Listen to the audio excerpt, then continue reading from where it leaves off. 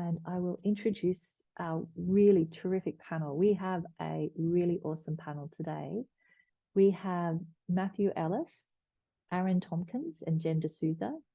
And Matthew, Aaron, and Jen have been living in a share house together, sharing lives for 9 months, and plan to continue to living together for the foreseeable future.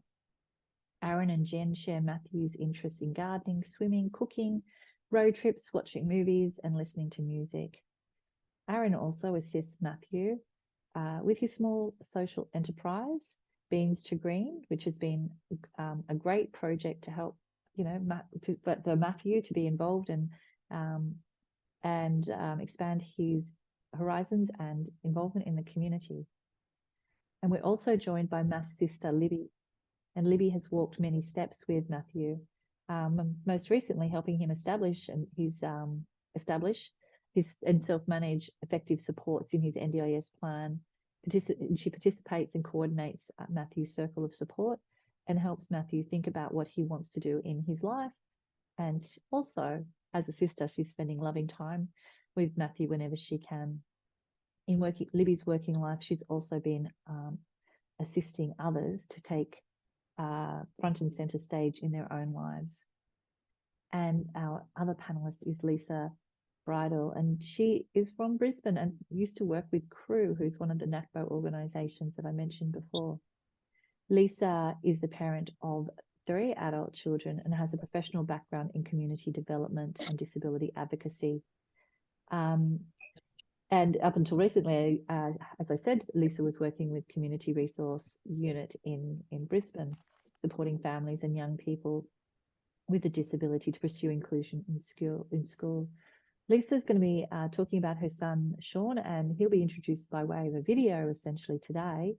And Sean's 28 and has been living in his own home for the past 4.5 years. Sean works in 3 part-time jobs and volunteers in a wide range of valued roles in his local community. And he shares his house with Marino, who is a PhD student from Mexico. Living in his own place, Sean's been continually extending his skills and neighbourhood and connections, and loves having people over for dinner. So welcome to everybody. Thank you very much for joining us. And I'm just going to start with you, Matthew, and Aaron and Jen, to tell us a little bit about your house and who lives in your house. And you can see that that Matthew, Aaron, and Jen, there's 2 computers, but you're in the same house together. So just tell us a little bit about who lives there and how does it go? How long have you known how long have you lived together, and how long have you known each other? So it's Matthew, Aaron, and myself. Aaron, I believe, has known Matt for about 2 years, and I've known him for about 2 years as well. Because when Aaron was supporting Matt, I would sometimes pop over and cook them a dinner because I like to cook, and Aaron doesn't always like to cook. So that was my first introduction to Matthew. And then an opportunity arrived. They were looking for a house sharer, and we decided to consider it. It was closer to my place of work, and then we went for it. So we've been living together now for 9 months. Okay, so what's important about your living arrangement? Well, for me, I think it's just making things work for everyone who lives here. So Matt, myself, and Aaron, we have really similar interests. For us, we spend most Sunday nights together as housemates. That normally involves, cooking a meal together, and watching a movie, and pretty much just vegging out. What makes it important, I think, is what makes the living arrangement important, how we have it going. So I think for us, it's respecting privacy as well. So we live in the same house, but there is a small wall that divides our living space. So we're respectful of Matthew's privacy, and Matthew is, respectful of our privacy. And I think we also like to help each other out around the house, mostly around in the garden. And yeah, that happens very organically for us. Awesome. Thank you. What are some of the roles? Like, what is sort of, who does what in the house? Is it sort of, yeah, who does the cooking? I think you do the cooking, Jen. I do the I've cooking. kind of gathered that just now. Yes, guilty. I do the cooking. So yeah, I do the cooking in the house. Aaron does pretty much most of the home maintenance, like mowing the lawn, anything that requires heavy lifting. He's got much larger muscles than I. But also Matthew also helps with all of that stuff as well. So Matt, you know, for example, like laundry, you know, that's something that, you know, Math and Aaron do together as well. And what else do we do together? Anything else that I've missed, Aaron? Matt and I, we do quite a fair few Bunnings runs. Yeah. Bunnings, odd bits and pieces for the house. Hey, Matt. Anything we can do to pretty much get you to help you enjoy your home, as naturally and as organically as possible. So that obviously being a homeowner is, comes the maintenance and all the other bits and pieces with it. So I think it's that's definitely one of the big things that we do, because Matt's home is there's a lot of different spaces to it. We've got the front yard, the backyard, pool, inside. So there's plenty of work for both of us to do. And and Matt also helps with the cleaning up. I should mention, I should give him credit for that. He does put his dishes in the sink and helps us clean up. And do you do any entertaining at or Math? Do you do any entertaining and having friends over, or how does that? Do you have people over often? Are you a host? Yeah, so with my family and Jennifer's family, they live quite far away, so we haven't had any opportunities to do much hosting at this stage for that. Math has been known to throw some dinner parties in the past where you've had this whole room, haven't you, mate? You've had this whole room chock-a-block with people. Mama. Barbecues out on the deck as well, so I mean, that gets fired up when the weather's good. When it's getting hot, I'm sure we'll end up throwing a pool party at some stage. So. Oh, that sounds great. That sounds really, really great. Yeah. Well, thanks for that, Matthew, Jen, and Aaron. We'll come back to you in a moment. I'm going to ask Lisa to share a bit about Sean. And as we do that, I'm just going to quickly share a video. Lisa, do you want to just introduce Sean's video just while I'm getting it together? Sure, and I'm joining on my phone because I got kicked out of my laptop kind of connection and can't get back in. So hopefully people can hear me. Linda, can you confirm that you can hear me? Yeah, I can hear you, Lisa. Probably the dog in the background. So Sean moved out about 4.5 years ago, and this little video was a project by an organisation here in Brisbane, which was looking for videos on home, and Sean does love to be a star. I think it provides a good overview of what his home looks like and why it's important to him.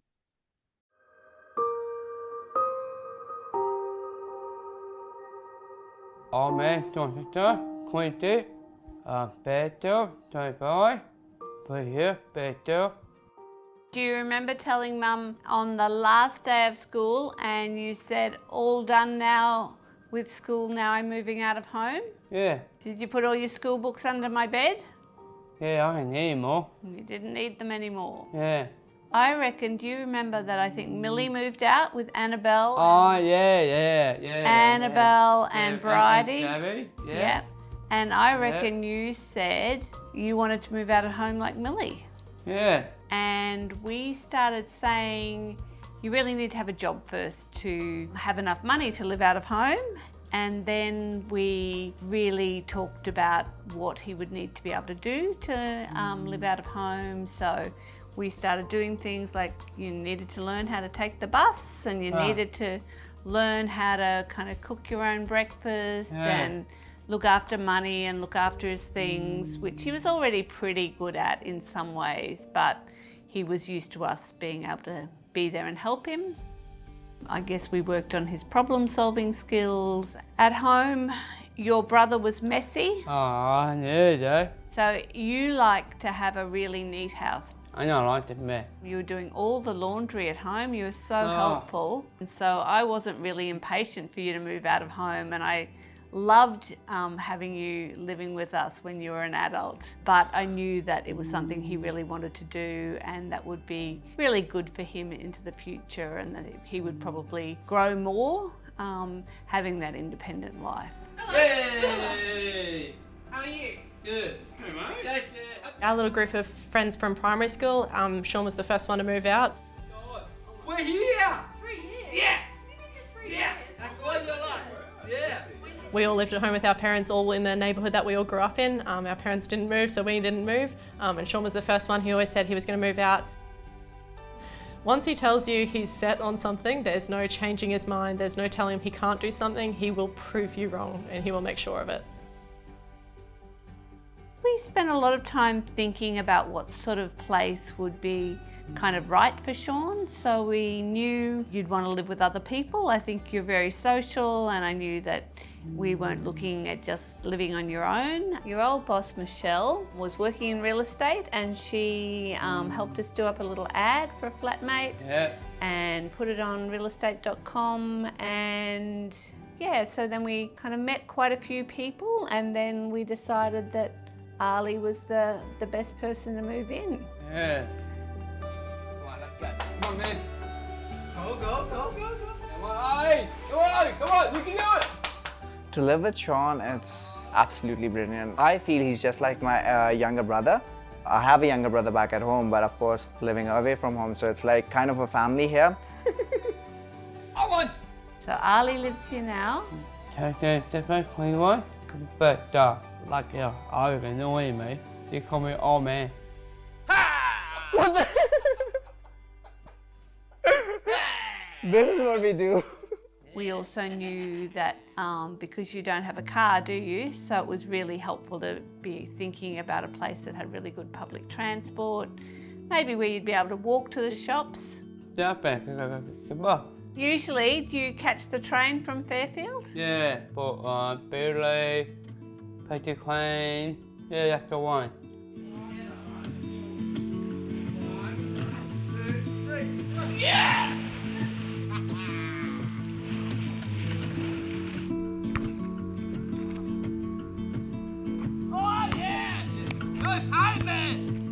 I'm very lucky that we have built this relationship in such a short span of time, and it has been like I mentioned, brilliant. So maybe continuing what we do and look after each other as long as we're living here together, and maybe after that as well. Yeah. I guess looking forward, what I would hope is that he continues to just actually develop relationships with people who we have never even met. You know, so they're people who are just in Sean's life.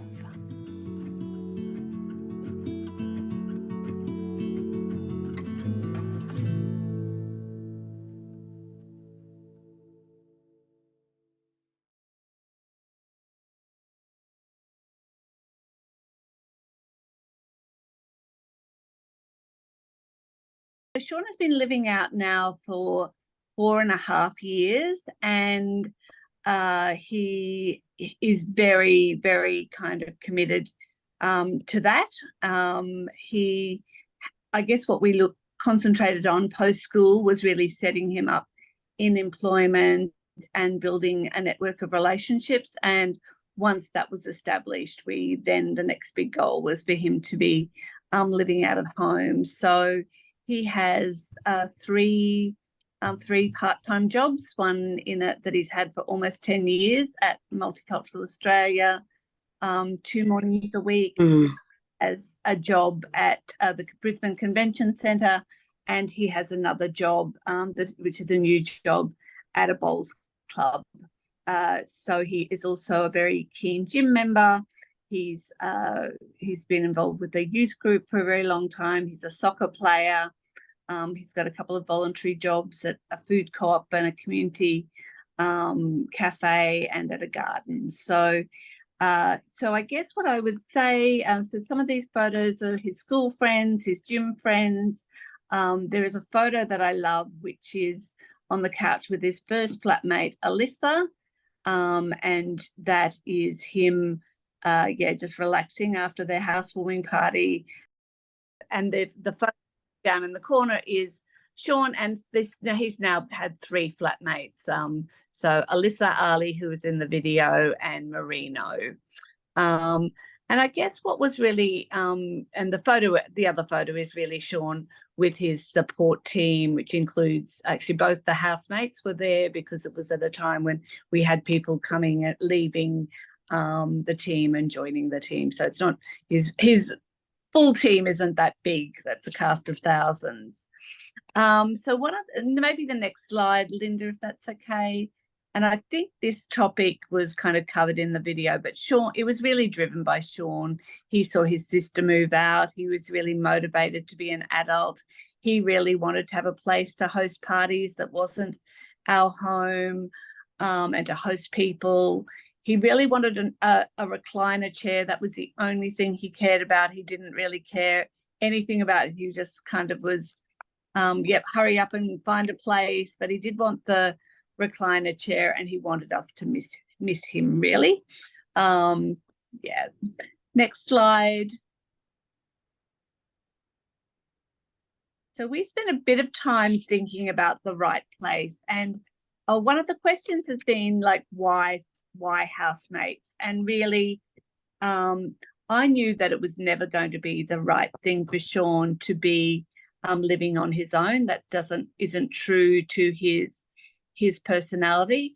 I had been to a session pretty much like this, where a woman from the US called Pat Fratangelo spoke about the model of housemates, and Sean would have maybe been in very early high school or primary school, or end of primary school, and I found it hard to imagine what that was going to be like.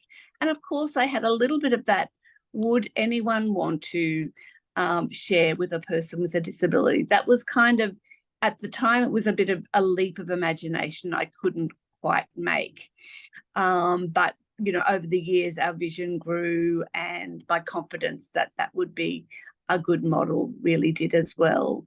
It was really important that it was in his local community. So his unit is one suburb away, a bit like Matt's story, like we had. It was really important that there was a chance for privacy. So it's a 2-bedroom, 2-bathroom with kind of good separation of the bedrooms, and it's ideal. He's got the train line at one frontage of the unit block and the bus at the other. He's got the bus stop is near the shops, which include supermarkets, a library, a gym, and everything that you would have there. So, but the most important piece was that it was in our local community where he already had lots of established relationships. I think that's it. The biggest, there's now some photos really of Sean and those 3 flatmates, and I guess and as well another photo of Sean with his flatmates and team. And I'd have to say the magic has really been in those relationships and the ordinariness of it. So Sean loves I think just loves to have someone who's kind of his. It's important to him that he has that real sense of, I've got someone to have a chat with at the end of the day, someone to maybe go to the gym with, or kind of plan meals for the week. Just he has the jobs of, he cooks on a Monday with his support worker, who's an amazing cook. And on Monday nights, he always invites friends for dinner. And that was kind of something that I had heard another family, the Wards, who were from Brisbane, Margaret and Jeremy, talk about as a strategy they'd use with their daughter Mina, both as a practical kind of thing to have someone, people helping Mina with dinner, but also to bring relationships into Mina's home. And look, it means that an invitation to Sean's for dinner on Monday night is highly prized. And there has to be compulsory after the dinner. But it means that he has probably, I think he's got about 50 people on that dinner roster, including couples and families. And so people get an invite, twice a year. Some people get invites more than that. And it really has been a very successful strategy, and as well building that network. So it means that Sean's flatmates also get to know the dinner guests that are important in Sean's life. So Sean's jobs, as well as that cooking, would be absolutely, he's the king of the dishwasher, and in fact he is one of those people who, if you put the dishes in the dishwasher, he will unpack them because you haven't done it right. And he loves to kind of take things down to the industrial bin, as well. We've worked on him being a thoughtful neighbour, giving little gifts and, Christmas cards, and that kind of thing, and building networks there. Maybe the next slide, if that's okay. Oh, maybe, yeah. And so I'd say home looks like a place where Sean can really be his best social self. So he's loved. One of the saddest things around COVID was, of course, that those big parties weren't really possible, and so and certainly in a unit haven't been as possible. But he had an amazing housewarming party pre-COVID, and lots of smaller gatherings since. And yeah, I think one of the most important things is it has felt very different, that role of host, because it's his own home. None of the flatmates have been as social as Sean, actually. So they have invited their friends and partners and things into the home, but it's not been as social as Sean likes his life to be. So I'd say the roles that the housemate have played have been to cover meals on the other kind of weeknights that Sean is there, to be a bit of a troubleshooter, and to be, I guess, a set of eyes on things. So one of the challenges has been that we have, a few times Sean has been, really, on his iPad till late at night, which means he doesn't get up in the morning to go to work as he should. So that's been really helpful to have someone who can kind of report back and say, oh yeah, I did see kind of a light, I think, under Sean's door, or to actually, role model and talk about I'm going to go to bed now, I'm feeling really tired. So to be that role model, to help, problem solve when the appliances are on the blink, or, notice those things that perhaps, I guess, monitor Sean's well-being as well, so that sort of sense of Sean, because the support workers might just have only know what happens for Sean on a Tuesday. The flatmate is the person who kind of sees Sean every day, and they're part of our WhatsApp group that the workers and myself participate in, etc. Yeah, I think the main things. I'm not sure if there's anything else you want me to cover now. There's the photos of Sean as host. And that brings me a great delight, because of the sheer numbers of relationships that Sean has been able to deepen, over the time. Probably might be worth saying, that was one of my fears about Sean moving out, was actually maybe he would be lonely. And in fact, Sean's life is so busy and full of relationships that, he's pretty happy if he does have that uninterrupted home and away kind of viewing time, and then just, some more chilled out time with his flatmate on other days, because it alternates between this really busy social hosting. That sounds great. You might just go to Libby just next. So Math, we started quite some time ago thinking about a different life for you, probably in the early 1990s. And at that time you were living in a group home and you'd been living in institutional care for about 15 years. So from your childhood forward into your early 20s. And you also attended a day program. And no, we didn't think of it as individualised living. I think we thought of it as helping Math to get a better life and a life that was more like mine or our younger brothers. So Math, we have a younger brother, James, and he has his family. He's married now with 2 kids. I just got a picture of an L plater of my nephew. So, that's how long we've been going for.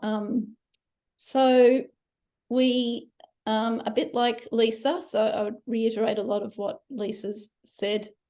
Is that we didn't have any resources. There was no individualized funding.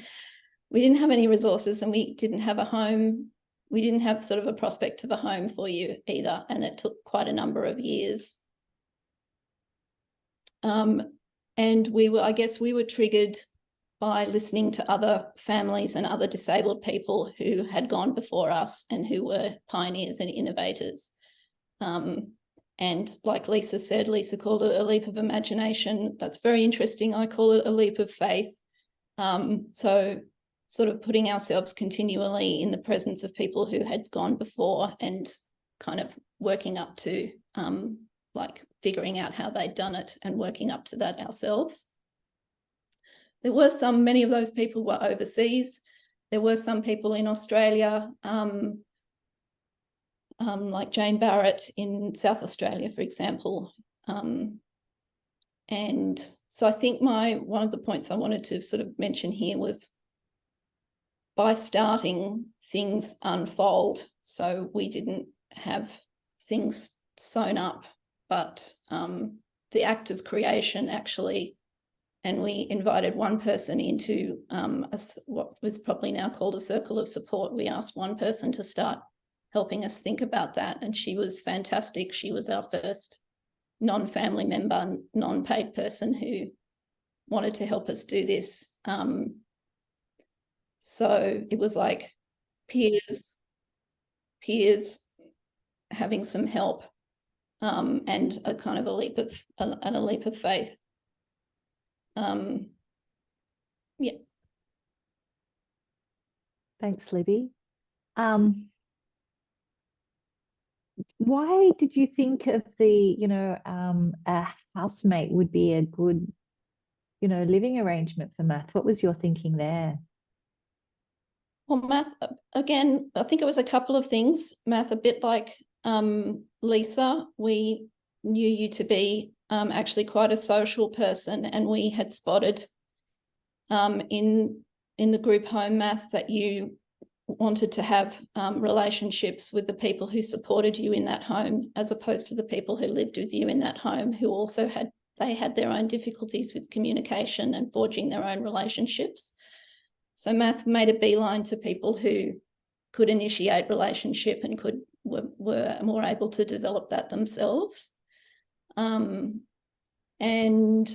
I think also those peers that I mentioned, those innovators, helped us to think about, like, I think you may, if you haven't already spotted it, Math doesn't speak. Math, do you want to turn your audio on so we can hear you for a bit? Hey, Math. Maybe just say Math. mate. So Math, you don't speak, and it takes a bit to kind of connect with you and form relationship with you. Once that happens, it's absolutely awesome. Yeah, we'll swap chairs again. So we wanted, doesn't happen so easily as it does perhaps for the rest of us. Math needs a bit more structure and a bit more thinking. So again, we need some help to say, like, maybe it would be good to structure a way that people could kind of enter your life. And this is one way of doing it. And I wish we had more people talking to us about the importance of unpaid relationships, or different kinds of, even if there's some kind of financial exchange, it's not a paid support worker exchange. I wish we'd had more help to think about the importance of not filling up a roster and of structuring roles and thinking about other kinds of relationships. So if you're on the webinar as a support coordinator or any kind of thinking or planning role with people, I think this is a really important role, is thinking about, how else can we think about bringing people into the life of somebody? And so that's why we thought about a housemate, because it was a really concrete way of doing that, as you can see. Thanks, Libby. And Matt and Aaron, I'm going to ask you a question just about how does it work? How does that, you've got a supportive role there, Aaron, sharing with Matt. What's your role and what does it involve? And how do you sort of all rub along living together?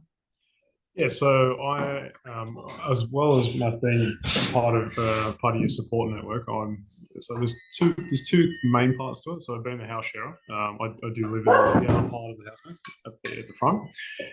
So living with Matt as a house sharer has a lot of the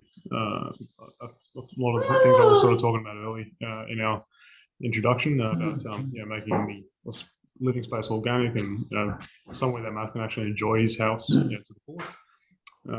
As far as the formality of like me being the house sharer in here, I pretty much here like every single night just to make sure that Matt can actually sleep in your own house and you don't have to worry about sort of going to different family members' houses and things like that. So that's part of the formal side of being the house sharer. Other part of my role is with Matt, because I'm part of your support network. Matt has a team of support workers that sort of support Matt from day to day. From you've got people that come in the morning, Matt, and then some people that come in the afternoon. Matt's days are fairly packed. You got a lot to do in most days, so when there's a bit of downtime, that's always good too. But it's a pretty dynamic sort of role, being house sharer and sort of being part of Matt's support network. I'm not sure if that's really answering the question, but does that sound about right? Yeah. And Jen, did you have anything to add about your role as house sharer as well? Because you share with Matt as well. Yes, that's right. I think for me, as someone who's not on Math's support team, other than just being his mate, I think it's really nice that Math has someone, and even for me, that I can just spend time with him in an organic way. That I'm not a support person. I'm just on the couch with him. Matthew likes beads. I'm normally untangling his beads for him, or just having a cup of tea with him. And I think, I think that adds value for sure to his life, because I'm someone outside of his support network, and he's just able to have a mate to live with him, as well as having Aaron as well as a support worker and a housemate.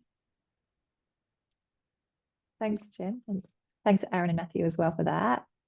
I'm going to go back to Libby and Lisa to ask a couple of questions. And I know, Lisa, you've got some slides here about, how do you find housemates? So when you're looking for a housemate, what are you looking for? And Lisa, do you want me to start with you? And because I know you've got some ideas here on the slides.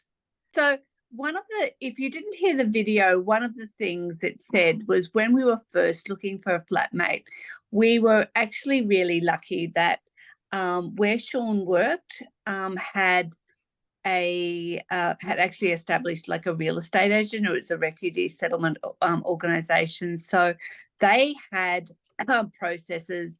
So, and his ex-boss, who knew him really well, was actually in the role of running that little kind of real estate initiative. So she was able to kind of post ads for us on realestate.com. She was able to schedule inspections. So we spent a lot of time both thinking about, I guess, the tone of what we wanted to do. So we had both like an ad that was around, just what the unit looked like, what you know, the room looked like, you know, what would make it attractive to someone to share from that level. And then we were really clear that people could, that there would be an interview process and that we would be looking for someone with the right kind of qualities. So it was definitely around people who were community minded, people who wanted kind of a shared life rather than a completely kind of independent life.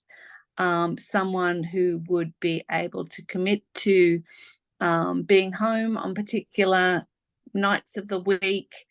And I guess we were very much talking about the role as being a coach and a mentor to Sean as a young person who was building towards independence. So I think there was maybe the next slide, Linda, and that which says a little bit more around that. So we used both kind of the realestate.com, and later when that real estate agency folded, when we recruited Ali and Marino, I just did my own ad on flatmates.com and on Facebook. We obviously also used our own kind of networks, and sometimes it was one of those things where the planets didn't align, and people said, oh, look, you know, if this was in 3 months, I'd be really keen, but I'm sort of stuck with a lease at the moment, etc. So this is kind of the words that we've used. You know, there's an opportunity for rent reduction or in exchange for household assistance. And we also wanted someone, it was really important to us that the flatmate was kind of working, that they, you know, kind of, I guess, were a match in terms of, you know, Sean really likes tidiness.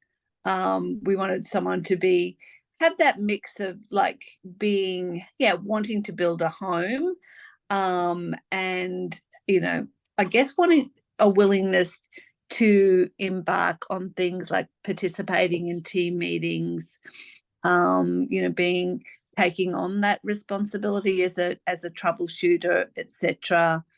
Someone who could, our biggest thing in terms of the practical assistance we needed was that Sean's favorite thing isn't cooking.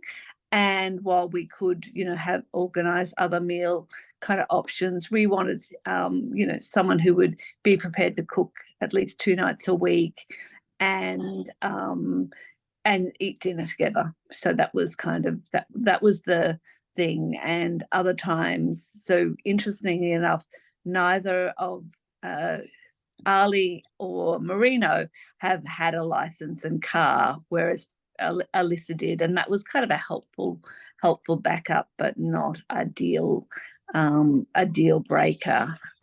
So yeah, and I guess what I would say, I think there's another slide actually on the one of the things I found helpful. So we both have kind of a lease, a regular lease, and we have an agreement with the housemate, and that does kind of articulate kind of the spirit of the arrangement. So I really try to be clear, this isn't about being another support worker for Sean.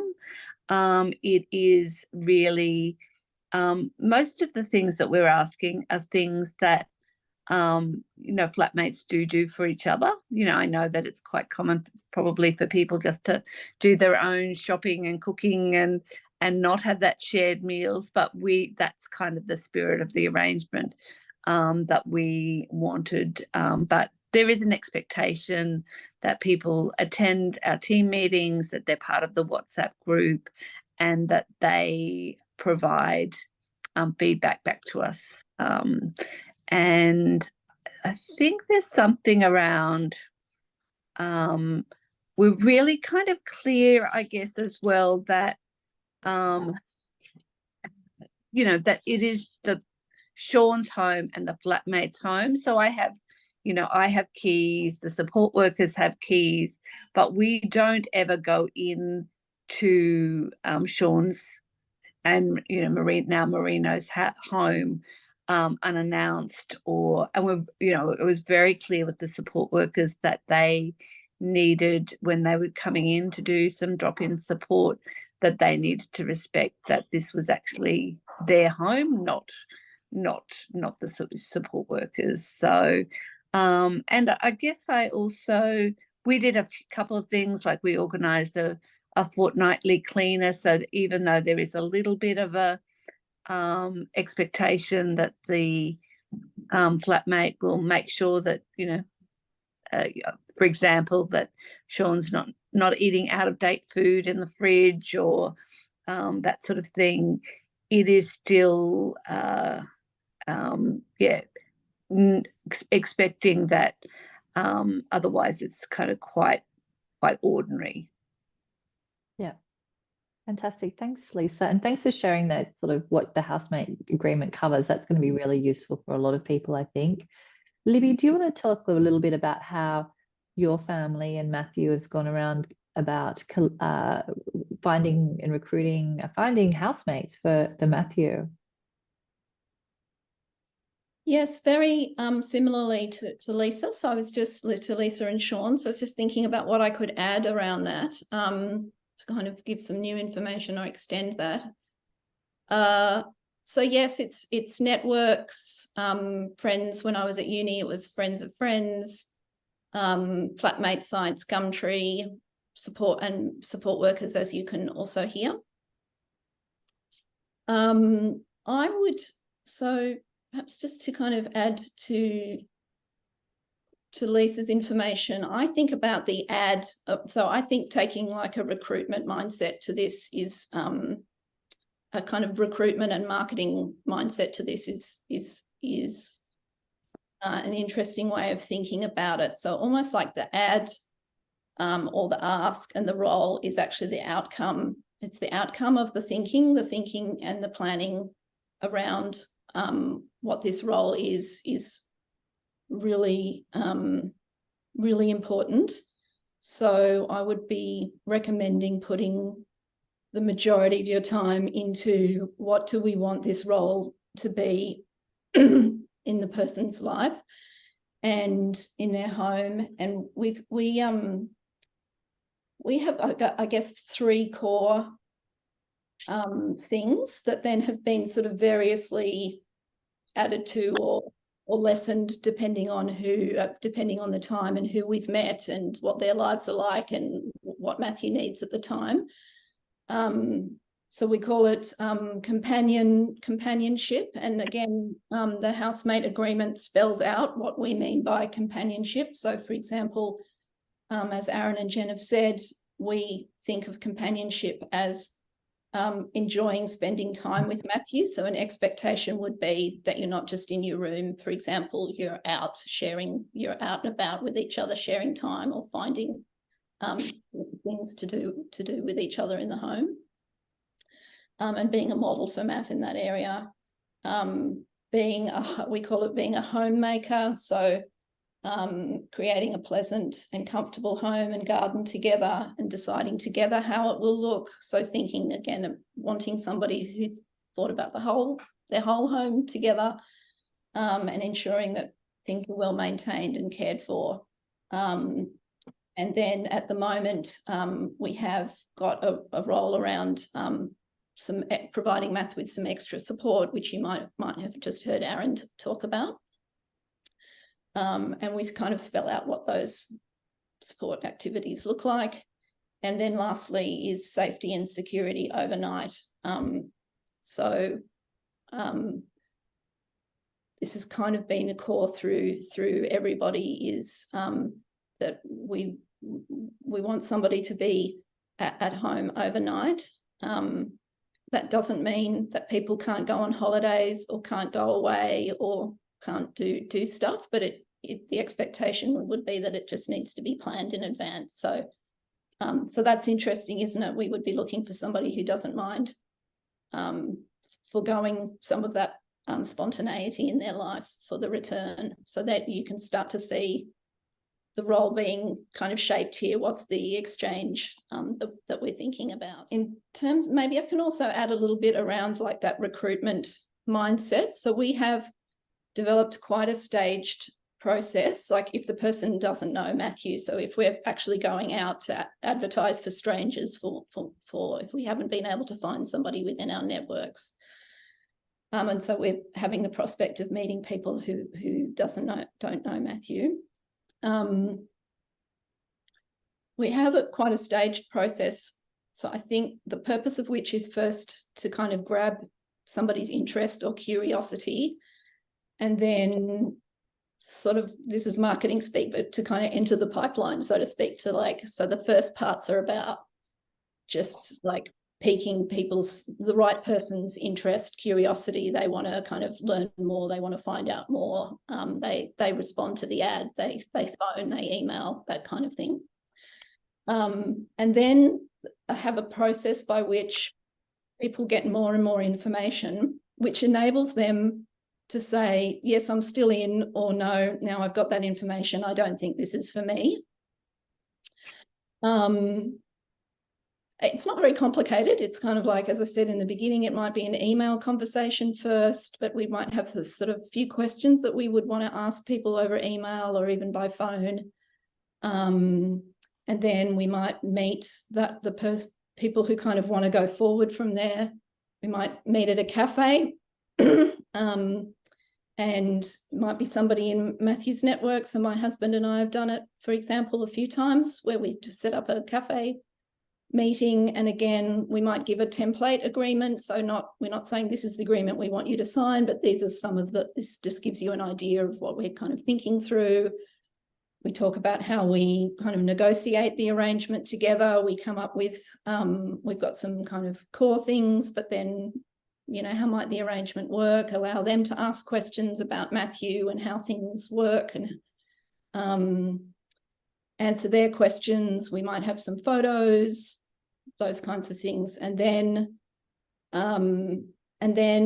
leave that with them, and then kind of follow up to say, what did you think? Do you want to kind of keep talking? So this staged approach. We've also, then it might involve seeing the house, meeting Matthew. That could happen one or a number of times. I think some people also think about maybe having a bit of a trial, or coming over and staying for a weekend, or just giving people experience and information, so that it's like, yeah, I can picture myself. I can picture myself doing this and living in this way. And then when it gets down to the pointy end, then we would have more formal things like police checks and reference checks and personal references. My mother was like, make sure you tell people that we want to have like somebody who's known the person for a very long time to talk with and to check out who that person is. And yes, we have an agreement, and I think it's also right to think about the home and how is this a tenancy arrangement, like who owns the home, and thinking about the housemate's rights in law and how those things are going to be secured. Thanks for that. Have there been some challenges finding housemates? Yes. So I'm happy to say that so we've been going for quite a long time, and I'm very pleased to say that we've only, I think, had to ask one person to leave at very short notice. But so yes, so the challenges are actually probably in the time. The main challenge is around the time it takes sometimes to find people. So it's good to have a backup plan. As I said, my husband and I have been the backup plan a couple of times. Sometimes we've used Maths NDIS funding to have sleepover supports, or he's been able to come back to our mother's place. So it's good to, think about a bit of a backup plan in the event that somebody decides they're going to leave, and they're going to leave in a few weeks. what's going to be the plan. That's good thinking to do beforehand. And the other challenge I would say is mindset. So this was kind of one of my key pointers to families, to people with disability, probably more so to families, is belief, a challenge of belief. Belief is the barrier. So if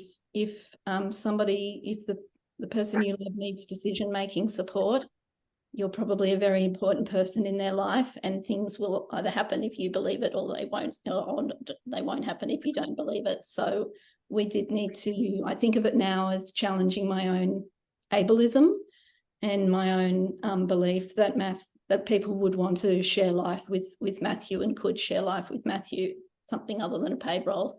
So those are the two challenges. Mm. Thanks, Libby. Lisa, did you have your hand up just then to add some more?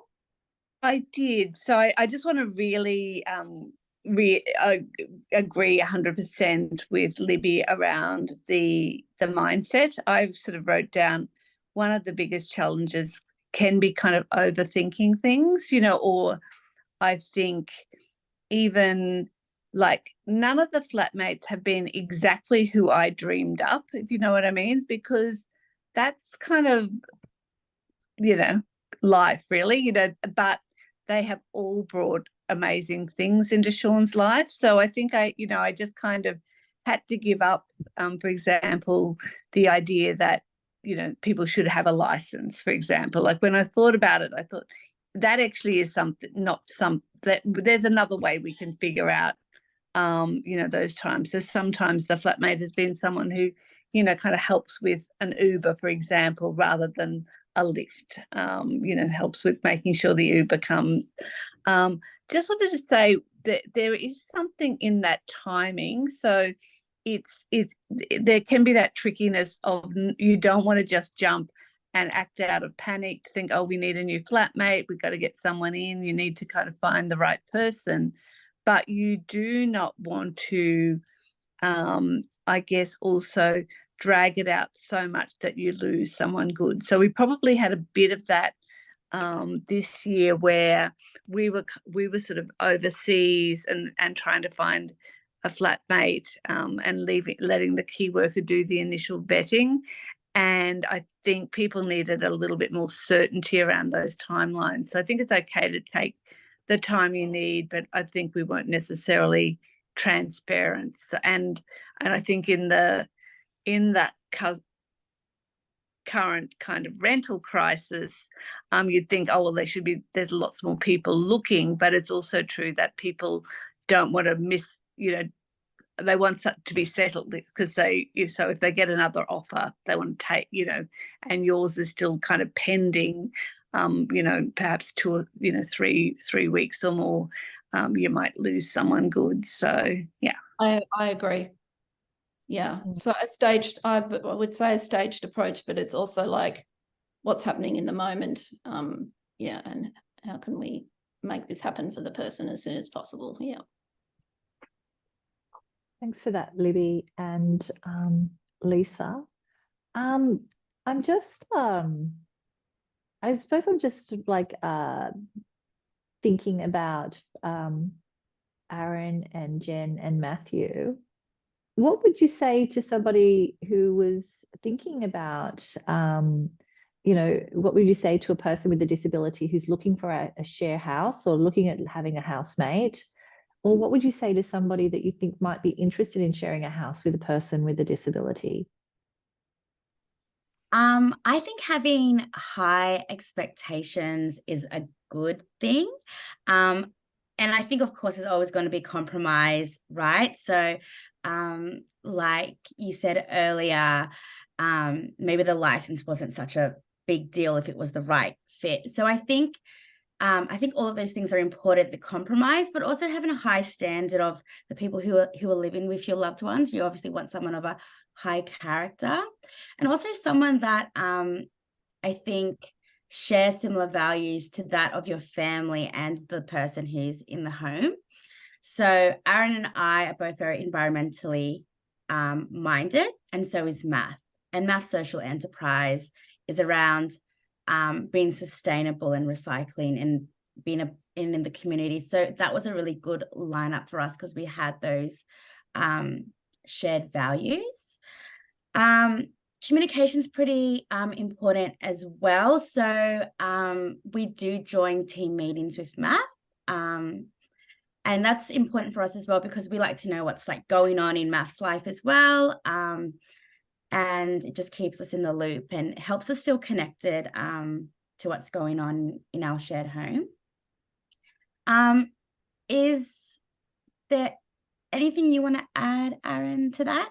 Yeah, pretty much everything you've said, what Lisa's highlighted, and also Libby. And I think also I probably really want to emphasize the point of having the right mindset about what you're actually there to contribute, and being transparent on both sides is really important, because I feel like the more you can, the more genuine you can be with that transparency, it helps finding that natural groove of, of that right mindset, of, contributing to someone's network, and not just sort of, we live over here and you live over here and it's very separate. So I think the transparency is a really, really important thing to think about, which really goes nicely into having really high expectations, because I think that's a great thing too, because it really,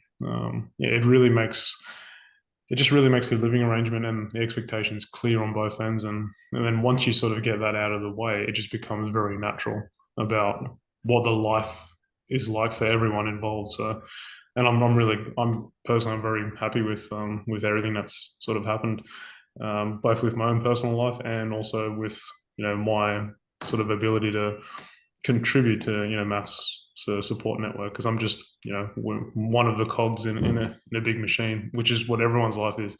So lots of little cogs in a big machine. So I think that's pretty much what I'd like to say on that.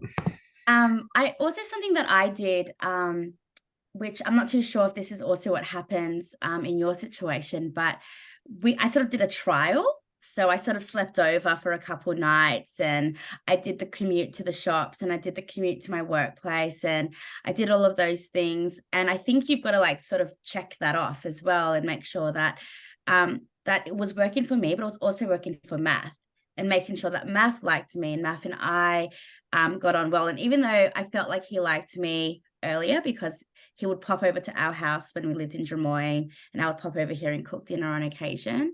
I think that was just like a nice final check, is to do a couple sleepovers, if possible. Excellent. Yeah. Excellent. Libby, you wanted to add? I'll add to that is,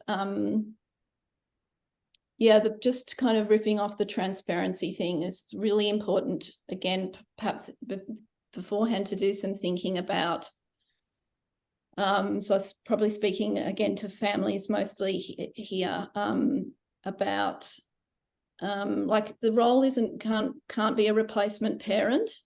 So I think it's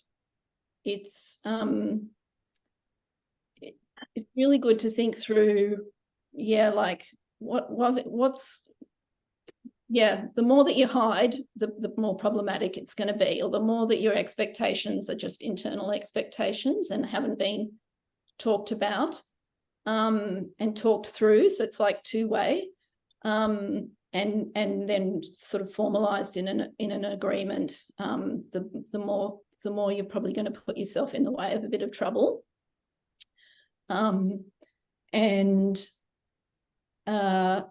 It's somebody else's home. It's kind of not your home. So that's another thing that I think comes with belief, that once the person moves and they're moving in with somebody, really their life, the point of it is that their life blossoms, their identity balloons, their home is being created, and that might not always look like the way we want it to look. And there's a kind of a line with like, when's it not okay, and then when's it just, it's not okay for me, but it's really great for Matt and for their housemates.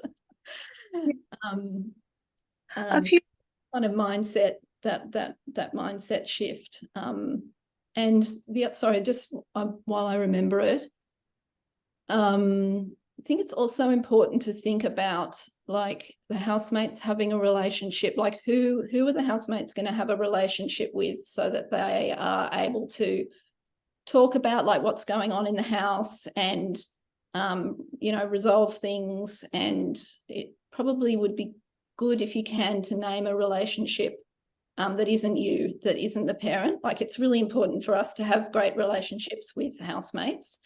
But in terms of like just being able to get on and solve things and do things, it's good to perhaps empower somebody else to be in that role. Like, for example, a team leader, like a relationship holder role, and make that role, help that person to be able to just solve things with the housemate without having to come back to you. Because the more that people think, oh, well, they're just going to go back and talk to Libby or talk to, you know, the less people will feel like sharing and wanting to talk about things that are really troubling them in the house. So that could be a really good thing to think about, is a person who is the point of contact, is the relationship holder and developer around what's going on in the home.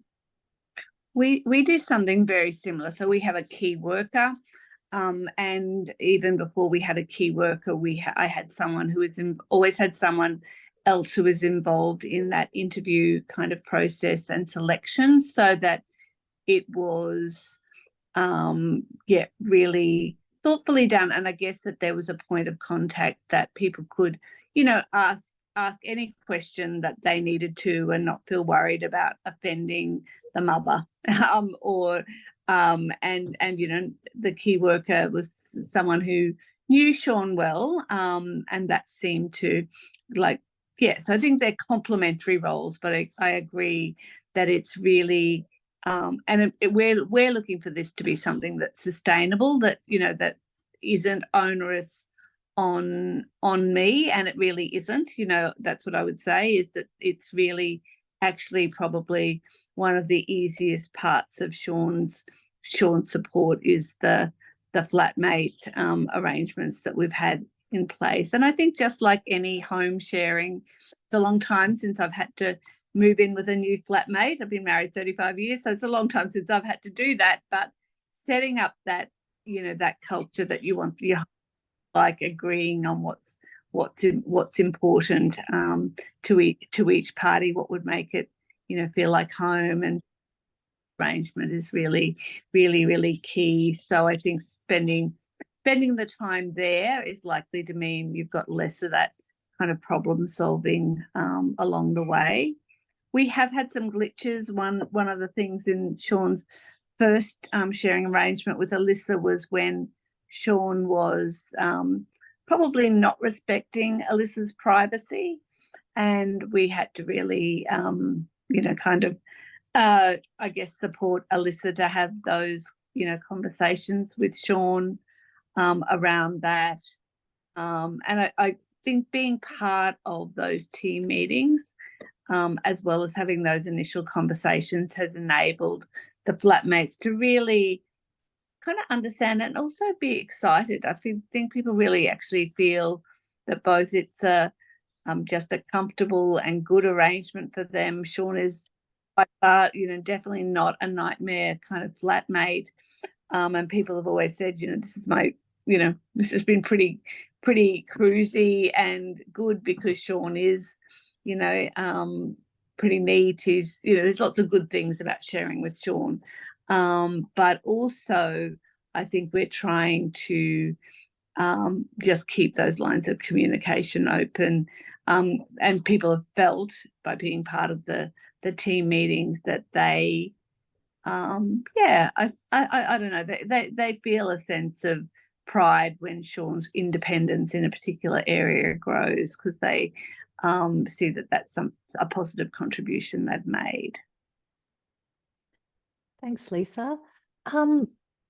Aaron and Jen, did you have anything else to add there, just around that sort of the communication with people and the team and family?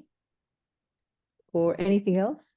Not anything else that's different, other than just to really, I guess, emphasize how important that communication is. That really comes back to the transparency, and communicating is so important. I mean, good communication makes things a lot easier, and bad communication can just be a real unnecessary barrier. So yeah, communication is super important, and I just think, what everyone's saying, I'm just nodding away, because it's so true. I mean, communication is super important, and I don't have anything additional to add to that, but it's great.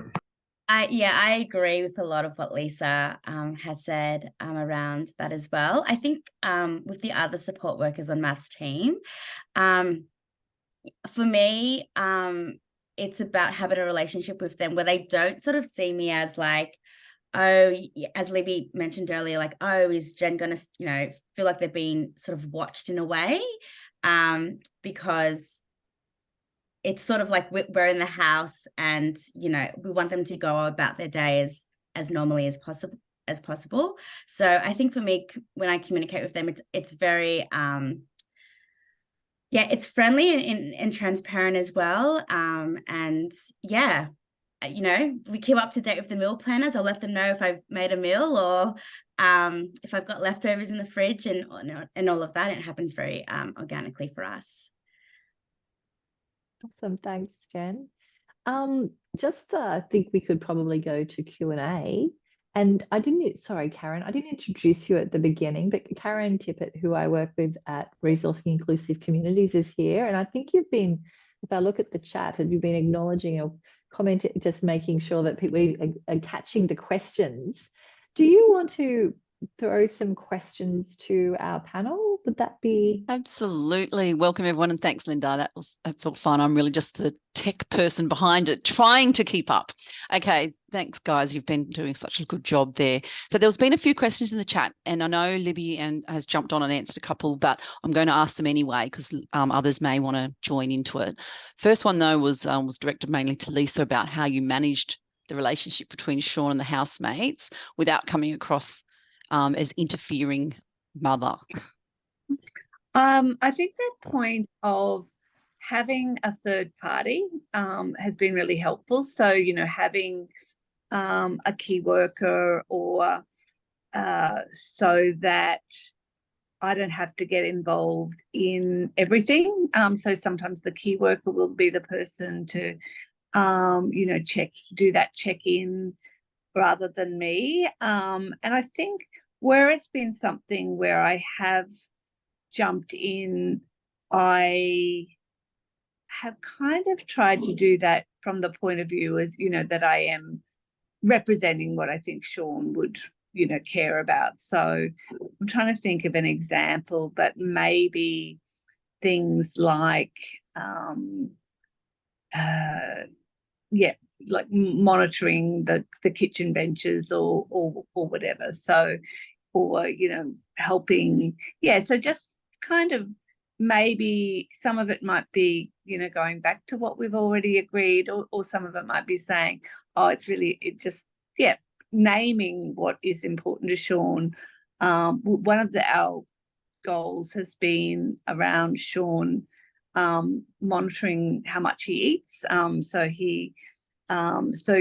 a little bit, probably that's one of those sticky conversations where we've had to kind of actually say some of the food choices that flatmates have made around cooking are probably not great for Sean. But because people are part of the team meetings where we regularly talk about, people understand, our vision for Sean in terms of, and the role, they understand the role is to be a bit of a mentor for Sean. So that it kind of grounds it in some principles rather than just coming in as kind of criticizing. And certainly I try to remember as well that it is a home sharing arrangement rather than an employment arrangement. So we, even though people get some, financial compensation in terms of a stipend that's paid by NDIS, it's not at the, it doesn't approach anything like a paid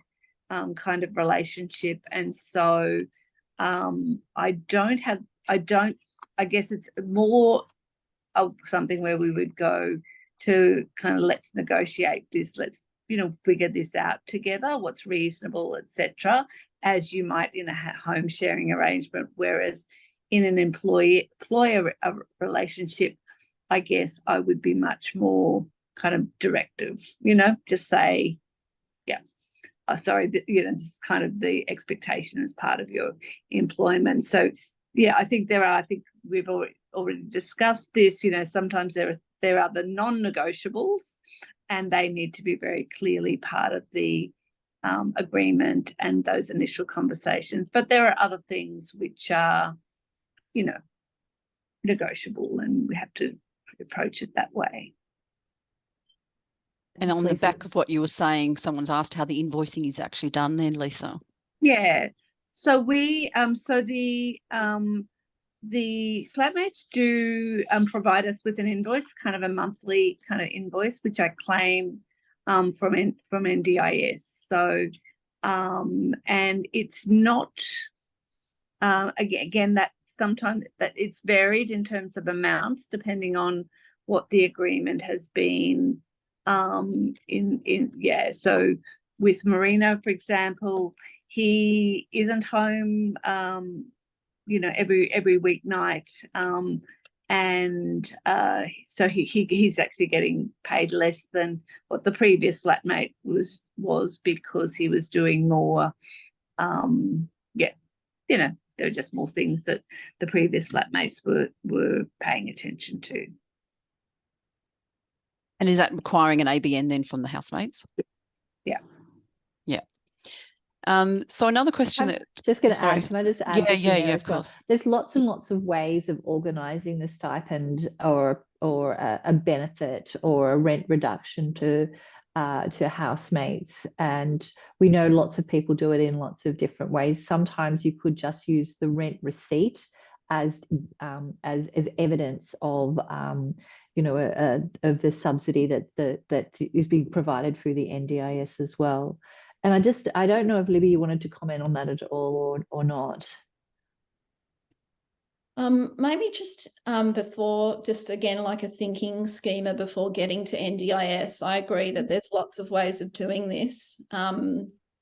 So I kind of think of it as like on the participant side of thinking like, how are they going to make this work financially? So thinking through on the financial, like how is the person going to afford their life? How are they going to afford to live? Will they need to pay for their home? How much and how? And then on the, like, will the person need to share a home, for example, to help make it affordable? And what are the finances of that? And then on the housemate side, yeah, there's like, what's the financial value of the housemate role that you have come up with? So not what we've done. We've done our own financial valuing. Lisa's and Sean have done their own. So it's like, as you craft the role, like what might be the financial value of that role? And housemates then might want to seek some advice about that as well. Like they might come with their own stuff in their life that has sort of income and financial implications. So I think it's all very negotiated and open for possibility.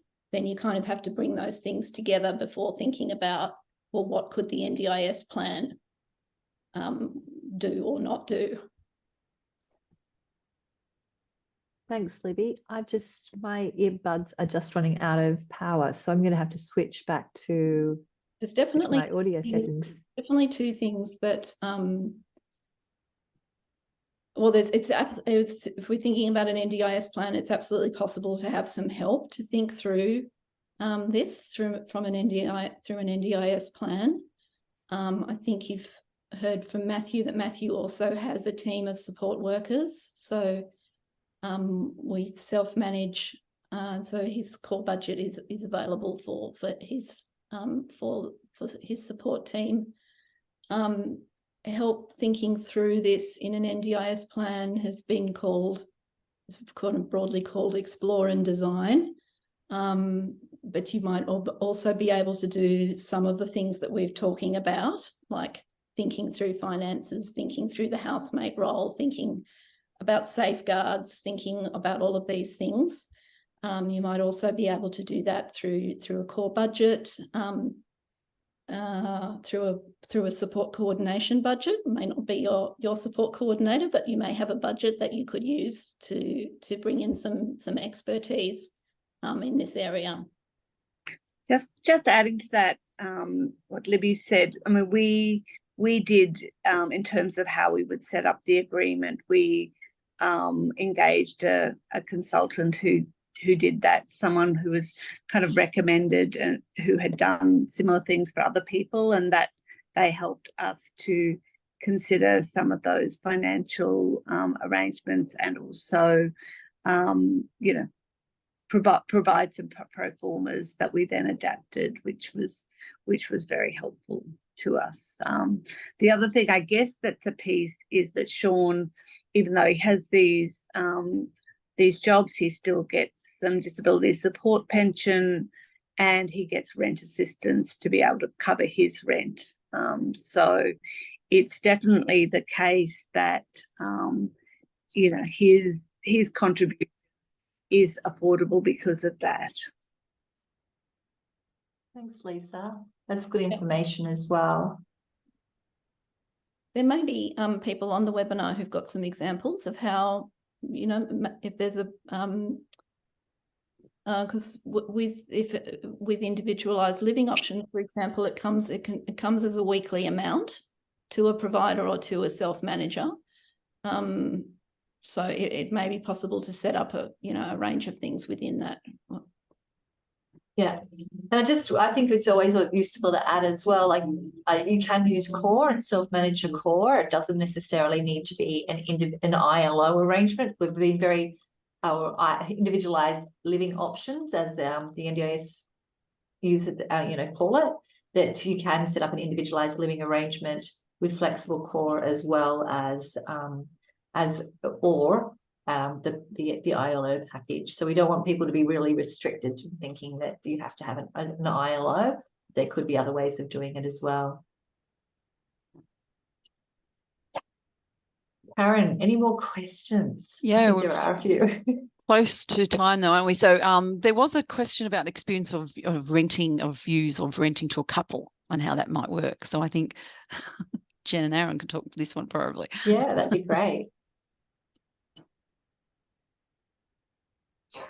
I pressed the wrong button. I didn't actually get the question. Sorry, what was the actual question? Your views on renting to a couple as the housemates. I think, well, in my personal experience, it works. As Libby mentioned before, Matt's lived in his own home for I think a good part of 28 years, I think it was, and he's lived with heaps of different people, including a family that had a small baby that was just born as well. So, I mean, it can work. But speaking, I guess, directly to my personal experience living with my partner and living with Matt, it really comes back down to that transparency and that communication piece about, being honest and genuine and open about what I can do, what I can't do, and, finding a common ground. And I can't really say much more other than it, in my personal experience, living for the last 9-10 months or so. It's worked really well, and I really appreciate sort of being a part of his support network and helping him live in his own home, enjoy his own home, but at the same time have my own space as well, where I'm able to go and do the things that I need to do, outside of supporting Math directly, or not supporting Math, but just hanging out and doing things that we do leisurely. Yeah, it's absolutely possible for sure to do it with a couple. I think one of the benefits of being a couple is that I guess there's more probably consistency with like people coming and going because we've got similar family and friends. So that might be a benefit if you are someone who doesn't want overly amounts of heaps of different visitors. But yeah, definitely possible. Awesome. Thank you. Yeah, thanks for that. Linda, do we want one more? I mean, I think a few of these have actually been covered in them, but there was one about what you do when the loved one is no longer around, able to monitor things, the family member, the parent, etc., is not able to monitor and arrange things. And I know you've talked key worker and a couple of suggestional strategies like that. So is there anything you would want to add to that? I would just say that for us, we're trying to set up this life so it is sustainable for people in our broader network, whether it's his siblings or, you know, siblings and some of our friends. We don't have a formal circle of support or microboard at the moment, but I'm always planning to, you know, asking myself the question about what are the things that you know, that I can hand over to someone else, and to actually kind of do that sooner rather than later, so that it's not, and that was really part of my going with Sean living in his own home now rather than maybe a granny flat or something like that, was actually thinking about what would be an arrangement which would be the least disruptive for Sean's life, and really also to actually do it while he had the drive, and, you know, I had the time to set that up well. So each time, because we're more experienced, it doesn't feel, you know, when we need a new flatmate, it doesn't feel very as daunting as it might have been, you know, 4.5 years ago. The ILO Toolkit is a resource that's been developed by Valued Lives as part of the Making Home Real project. If you want to have a look at the QR code, it's got lots of resources around that going through the ILO process in particular, but it can be also just useful in thinking about your own home, as well as My Home, My Way. Lots of information on that website and resources to help think about a person living in a home of their own. Thank you to everybody for joining us. And again, I really appreciate our panel, just such expertise really, and knowledge and thinking from all of you, and really appreciate Matthew joining us, as well as Aaron and Jen, Lisa and Libby. It's just been really great learning for me, and I think everybody else has got a lot out of it as well.